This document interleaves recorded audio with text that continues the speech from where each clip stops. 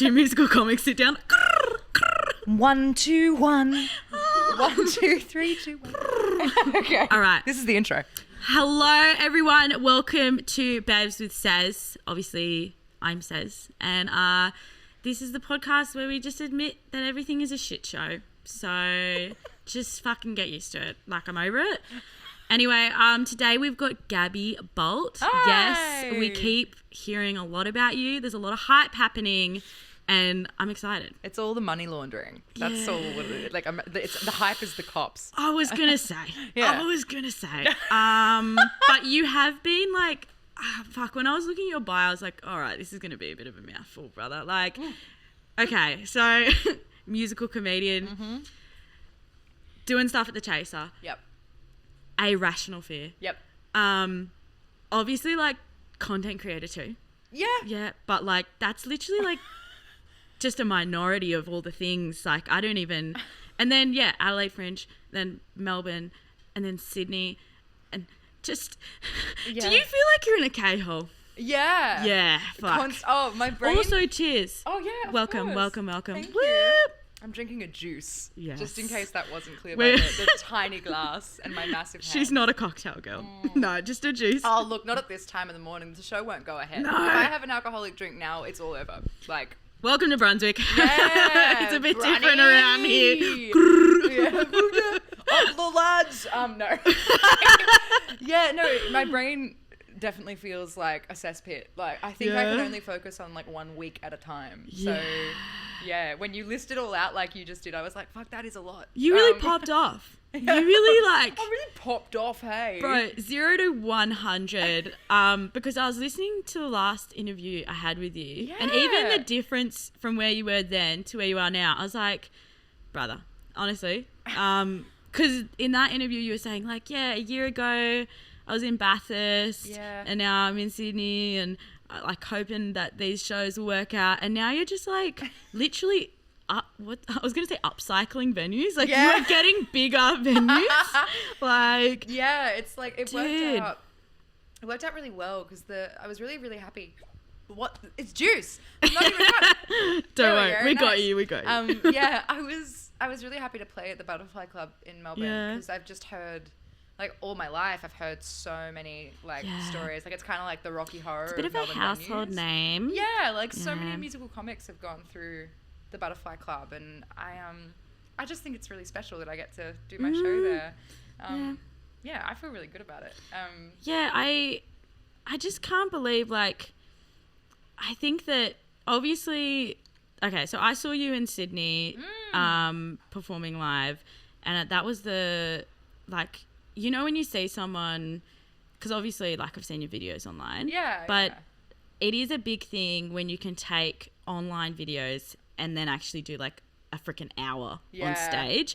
Like, that is a big thing. How did you kind of make that journey from doing, because you as well, before musical comedy, you're a musician, a music teacher. Yeah. How the fuck did you get here? Are you okay? No, and I don't know. I think, I mean, I've always been a performer. I think, like, oh God, I hate saying that sentence because I sound like such a wanker. I'm a performer. But I have, like, always sort of thrown myself into live opportunities. Like, in Bathurst, and like growing up in Bathurst was a really great place to do that because there were really, like, no offense to Bathurst, the shows there are incredible and the talent coming out of that town is actually really underrated. But there's no real stakes. Like, when you're performing live in Bathurst, it's not like Rihanna's about to walk through and Dude, do you judge write, you. like, when you wrote songs in Bathurst, if you wrote them about someone, chances are you're probably going to see them at the pub when you perform it. It's literally happened. Yeah. Oh God. Yeah. Too real. No, I wrote my first EP while I was there, and I wrote a song about someone who was at the EP launch. Oof. And then you do what you would do, wouldn't you? Ethically. Like, I mean, morally, I'm like, I have to be truthful in my songwriting, but then ethically, I was like, I'm going to lie about what this song is about. So I just said, this is a song about a terrible situation. Small which is town, people talk. Yeah.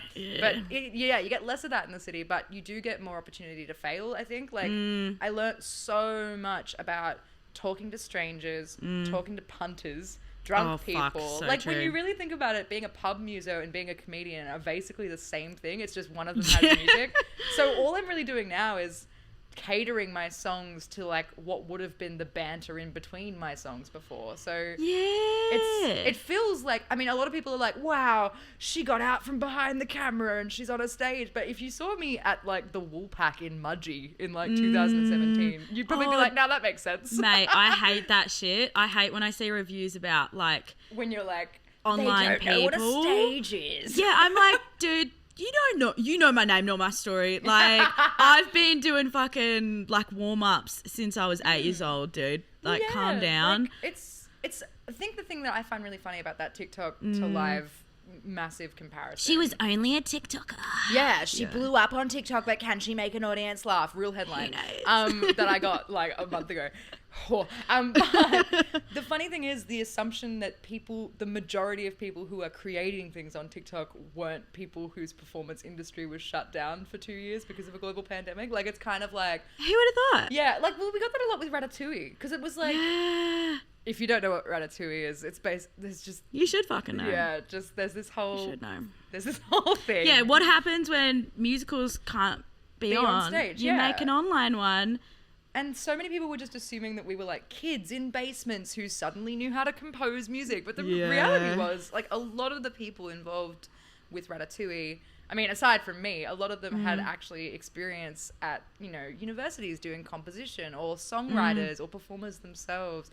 One of them, Sophia, my mate Sophia, who was in Ratatouille, was on American Idol before she was in Ratatouille. Online sensation. Yeah, Ratatouille's rated higher. But, like... I just think it's really funny when publications are like, they don't know a stage. It's kind of like they think that it's a compliment, but it's also just like extremely backhanded. Yeah. You obviously have political humor. Yeah. Right? Yeah. Which is like a lot of people like, you can't be political in comedy. I'm like, you fucking, like, that's my favorite kind of comedy. They're hand in hand. Yeah, like I love it. And then A Rational Fear, that also is quite political. Is it just like so much fun just shit talking politics? Yeah. It is. Like, you get a bit scared because the problem with playing in politics is you are playing with real people's lives and real people's names. So you have to be aware of what you're actually commenting on and not pushing that boundary of going past commenting on their politics rather than, you know, things outside of their politics.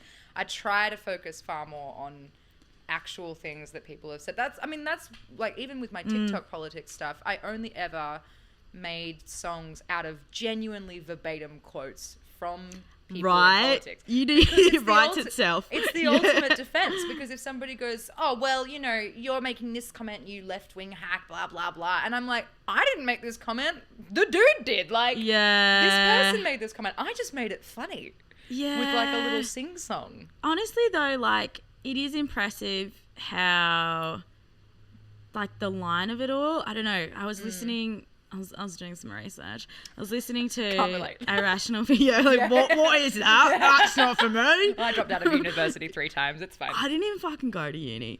Fair. I wish I didn't. I looked at my tax today. Sorry, this is a sidetrack. I looked at my ATO today, and it literally came up like, by the way, your HECS debt from your 3 failed degrees, $39,000. And I was just like, ugh. Nah. Didn't even learn anything. I haven't even got the piece of paper. School of Hard Knocks. Oh, fucking hell. Uni of Life. School of Life, bro. Fuck. Like, every comic I know has done the most random degrees. And I'm just like, okay. Like, especially... it's always... Okay. Sorry, guys. Bachelor of Arts. Yeah, minor in journalism. Someone did policy, and I was like, nice. That's probably very handy. Sorry, you were doing research. Oh, yeah. I was doing research on these, like, billion things that podcasts and all this stuff. Yeah. Grace Tame live show. Yeah, that is exactly the feeling. Yeah, she is a joy. Like, I mean, I've been a huge. It's a weird thing though. If you're not a fan of Grace Tame, please turn this off. By the way, I don't want you watching this, but go on. It's funny. Like, it's. I feel really weird being like, I'm a huge fan of Grace when it's like, it must be incredibly difficult to have the level of fame that you have because of something so awful that you reclaimed and made a powerful statement. And like, and obviously, you know, Australian of the Year, it led to all of those things. But I imagine for her, it must feel really bizarre because all she's ever done is advocate. Like, she's just advocating all the time. I know, right? It's tiring. It must be exhausting. Like, I do a 5-minute set and I'm like, fuck. Yeah, I get off stage after my show and I literally go, that's it, I'm now. I can't do it anymore. I know, even seeing everyone doing an hour, I'm like, brother. Oh, bro. Like, I sweat so much. I'm sick of it. I get off stage and my back is like a river. I hate it. I don't know. Like, I don't know what like a whole body deodorant is, but I want it. Like a sanitized station. Like, could I actually go into like a spray tan tent for deodorant? Oh, nice. It probably wouldn't change that I look like fucking dead and pale all the time, so it would be fine.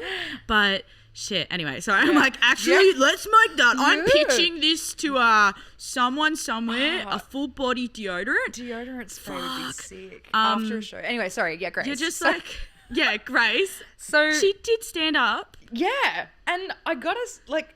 Naturally, she is incredibly funny. Yeah. Like, and I hate that so many people, when she announced that she didn't even announce it, News Corp did, when they were like, Grace Tame turning to comedy.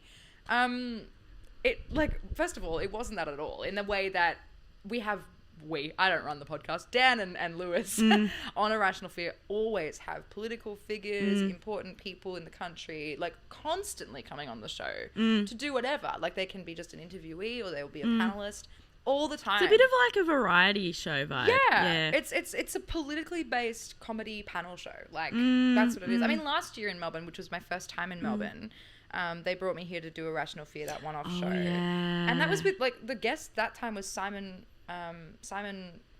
Accord. I don't know why. I thought you were going to say Simon Garfunkel. Simon Garfunkel. It's a fall from grace. But so there's always been political activists, guests, scientists, figures. Right. So yeah, but she did do like a monologue, like a 3-minute set essentially. I love and it was fucking funny. Women can be funny. Yeah, women. Turns out for a woman, she's really funny. Even when you have a tiny, minuscule woman brain, you can find some thoughts. Speaking of tiny woman brains, great segue. Upfront comedy. Whoa! Ooh, yeah. 1,500 seats, brother. Yeah. Jesus Christ. It was, I mean, you're not supposed to, but I loved it. It was so fun. Yeah, fuck because I also had sold out, like that was my opening night, and I'd sold out my, at that point, 48 seat room, which to me was like, fuck yeah. About the same as what I had in Adelaide. And so I did that, came off that show, felt really good.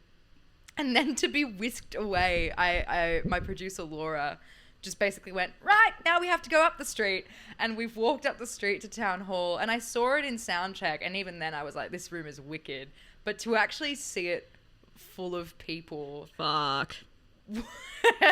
I kind of did have that tiny moment of just like, oh, this is like a massive audience and none of these people know who I am. Like, and then I went backstage, and then that's even more bizarre because you're standing in a hallway with just some of the best female and non-binary comics in Australia. Yeah. And like Hal Wilson's just walking past me, and I'm just like, how the fuck did I end up in this room? Like, I'd be so triggered. I'd be like, Spicks and Spooks. Yeah, I love it. Yeah, and Ursula Carson was there, and Geraldine Hickey. Yeah.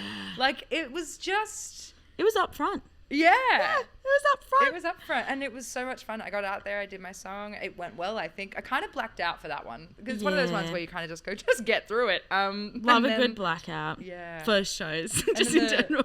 But also, love a good blackout. Your show is literally called, I hope my keyboard doesn't break. Every time I see a photo of you with like your Korg, I don't know why, I fear for your keyboard. Is it on the edge? Are you going to buy a new one? Maybe it's time.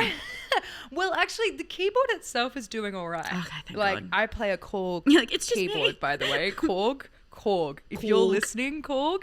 Korgi. I don't have any sponsors or management. So Korg, if you want to give me more shit, that'd be great. Shout out to Korgi. Wow, Korg is the best. Got that keyboard for my 21st birthday, and it's still going strong, and I love it. It's got all the nice buttons and knobs and things.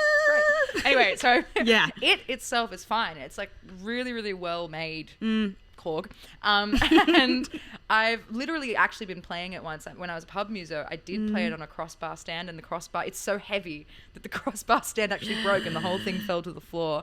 And after that, it still worked. Far out. So I played the rest of the gig sitting on the floor. And then God. now it's got a good stamp. But the worry I do have is not actually the keyboard itself, but the case. I don't know if you've seen, but every time I fly, it gets I did more see broken. you. I think it was in Sydney. Yeah. Saw you with your rolling situation.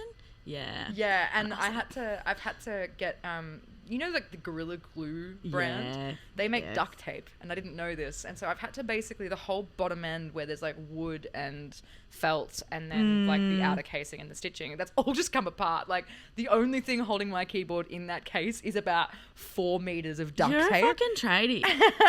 Seriously. I was literally like, just do it, wrap it up. People are gonna think it's a body, but just do it. Get a trade. Yeah. Just honestly. I'd love to. They get paid quite well. I'd fucking rock a bit of fluoro. Dude, I see it. Bit of fluoro in the red back I hose. see it. I'm here for Yeah. it. Speaking of that, I also interviewed Sam Andrew just before this. Sam.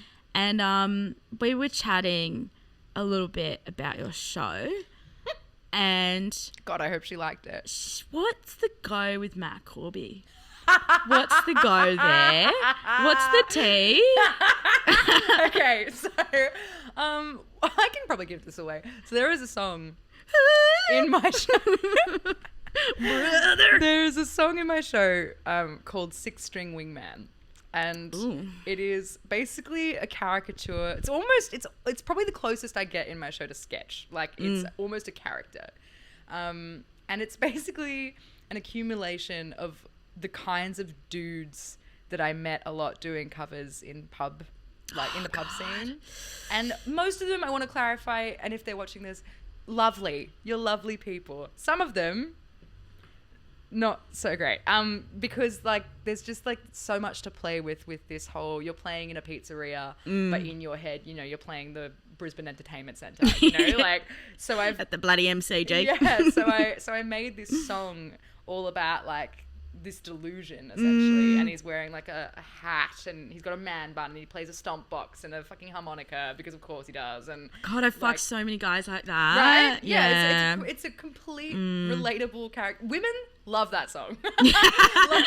like every time I've done it afterwards, people have been like, I've met that guy. Yeah. And I'm like, I know. We all just need like a We all circle have. after the gig of healing. Like, Yeah. hey. Yeah, and so the first line of the song is, how many renditions of Matt Corby's brother will make you want to fuck me? Oh my God. And so, and then, Depending on how many BEVZ. No. Okay. I'm not trying to be like that, but yeah. we've all been there. We're in Brunswick, so like you are in the right place for this conversation. They're everywhere. This is the right vibe, actually. Oh, yeah, this is I very can see much. him. He's in the corner. Yeah, this is like giving Tinder date with a Matt Corby lookalike. Yeah. Okay, but So- how did you get the inspo for that? Well, I mean, having played gigs, like shared bills with people like that, I've also seen. Oh yeah, well, you were know, being saying in a the restaurant, pub. Yeah. I've seen those people, and like it's nothing. I don't want anyone to ever take it personally. It's not about like any one person, but it is just. I don't know. It was just a fun extreme. It's to play almost with. like everyone just knows that person. Yeah. There's one in everyone's life. It's definitely I'm like, I'm getting taken back right now. I'm like, oh God. Yeah. It was the vibe in 2016 when I turned 20. Yeah, I was like, it really this is the best. This is the height of art. So how do you feel like you're a country gal? Yeah. Living in the big city now, in the big smoke, are you all about the oat flat whites or like, where's your head at? I recently did have to switch to oat milk. Oh, crikey. And I hate it because now it's like you go up to the barista and it's like you have to be like, yeah, can I just get a flat white? And then you have to add that extra shame of like, sorry, can I just get that on oat milk, please, sorry. Seriously. And then inwardly you have to kind of internalize that barista's now probably thinking, I bet that's because she probably is going to shit herself if she has regular milk. And I hate being like, oat milk. Please don't think that I'm shitting myself. Dude, honestly, So like, I did have to switch. do you know when your run is? I will know, and I will add it into the podcast. The dates of the show. Yeah, is it like 28th and 29th of April. So it's like 5 days after okay, I finish sick. here. This will be out by then, so you better go see that show. Please do. The tickets are not selling well. What? Melbourne loves you. Melbourne fucks with me. Actually, it's really quite funny. Sorry, that sounded so egotistical. Melbourne fucks with me.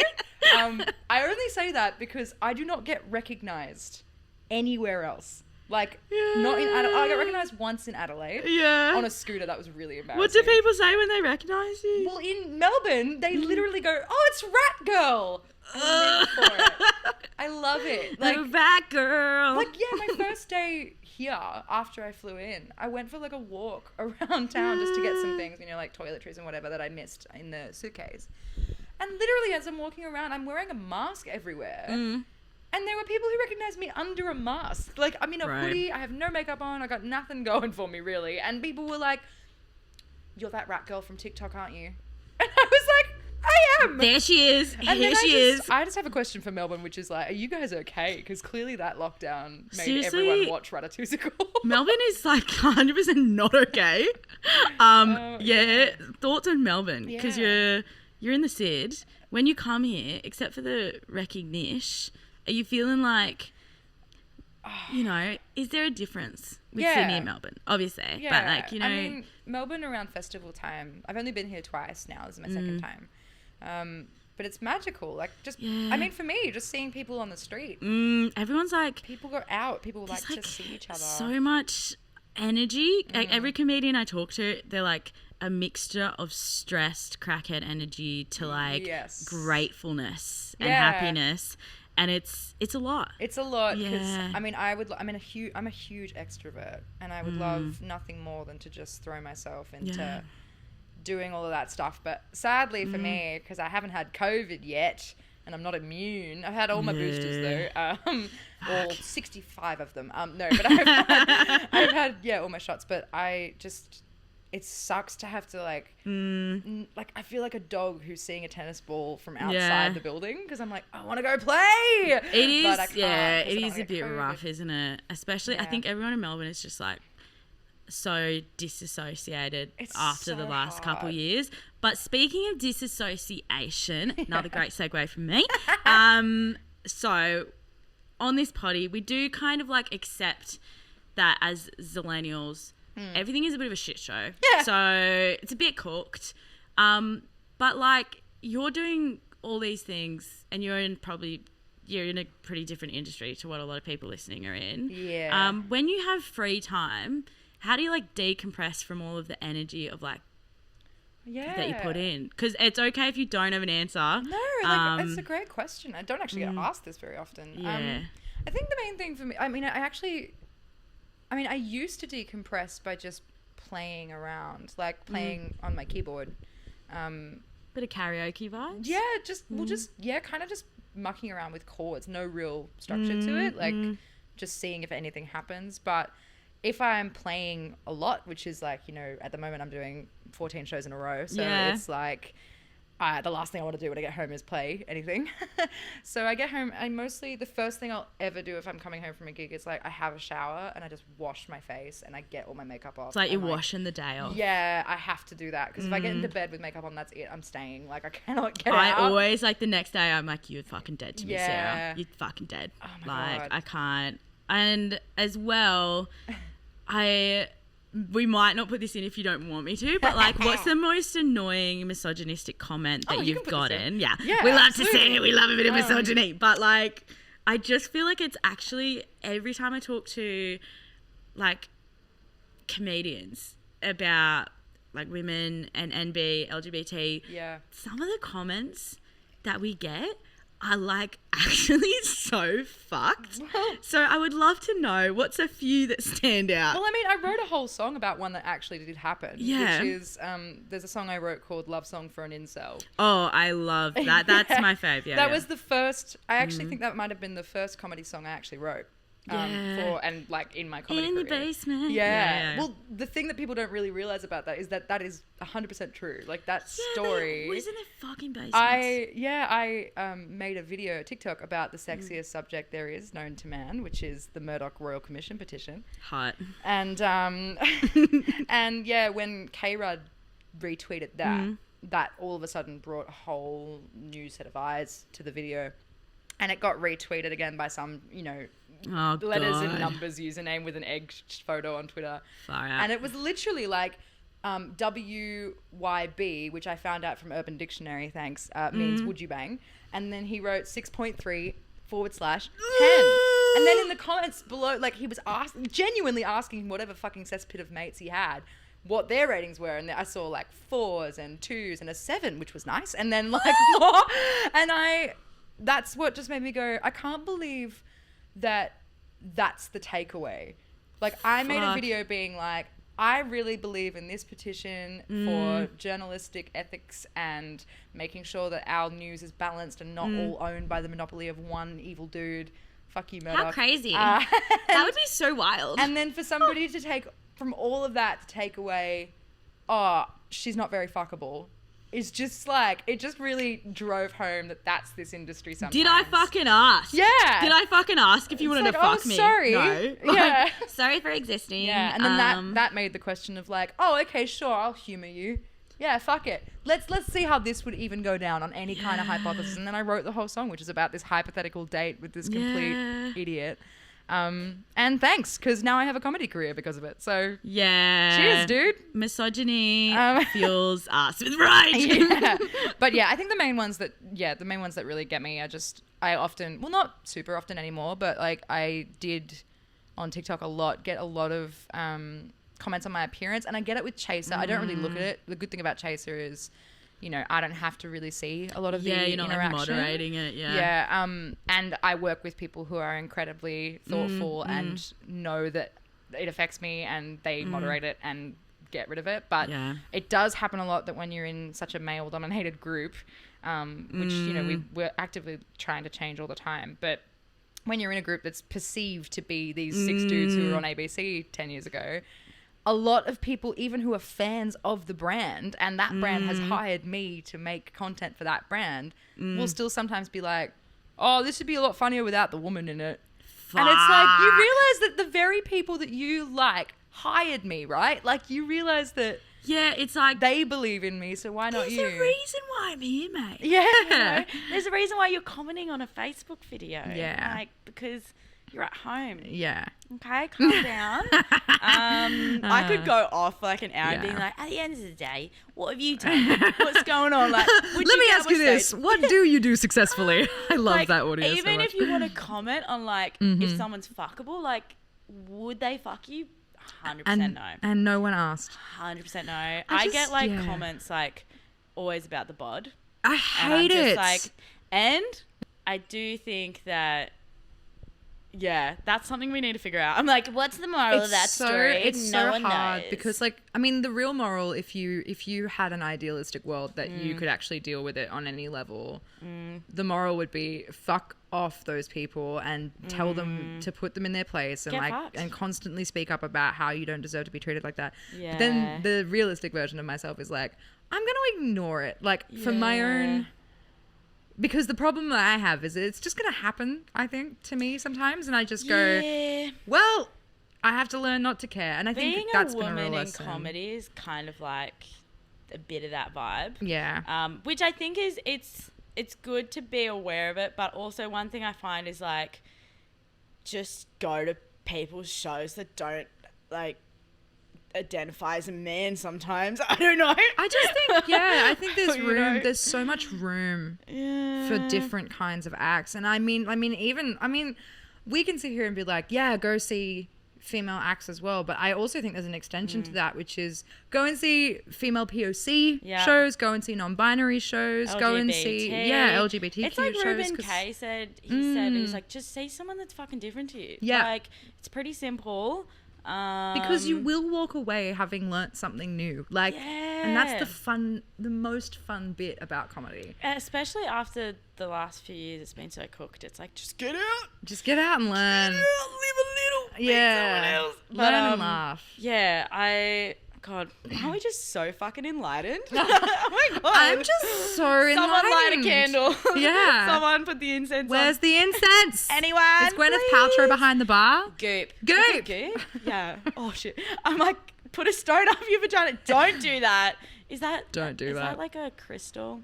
No. All right. We'll probably cut that out. That's expensive. Me remembering. That's for sure. Have you seen the price of some of the stuff on Goop? It's ridiculous. 200 or something. Imagine commandeering meditation, a thousands-year-old practice, and then being like, it'll cost you your last born child and $40,000. I don't know. I'm all about like women supporting women, but like, but not Gwyneth. Gwyneth, like Gwyneth, baby, you're really out here, not giving a shit about like actual realistic standards in life. But on that note, love you, Gwyneth. How are we doing for time? Wrap it up. Okay. Sorry. Okay. I talk a leg off a chair. That's my fault. No, we're in a fucking podcast. We're in a podcast, oh my God. Okay, so by the time this is out, Gabbi Bolt, Sydney Comedy Festival, says yes. I say yes. Great. To this. Imagine if another comedian came on. I'm like, I say no. No. No. Hey, see someone with a different point of view to you. I don't know. Oh, no, I don't know. That's for me. Damn. Not on this show. Not for me. Yeah, we're not about that. It has to be... Okay, we'll see. But actually, we'll be in Sydney interviewing some more guests for BEVZ. But yeah, see Gabby's show. Yay. If you don't, that's your loss. Okay? If you don't, I won't know. The actual audacity, brother. Nah, okay. Anyway, thank you for watching BEVZ. We'll have the details for the show in the show notes. Details for Gabby's billion different social things happening. I fucking know. Calm down, brother. Calm down. And yeah, we'll see you next time. Bye. Wow. One last pint, the band's alright. You wanna come BEVZ? Courtyard, grab a sketchy pub. You wanna come BEVZ? Ample. Here. Is this thing on? Yeah, that's on. Don't touch that.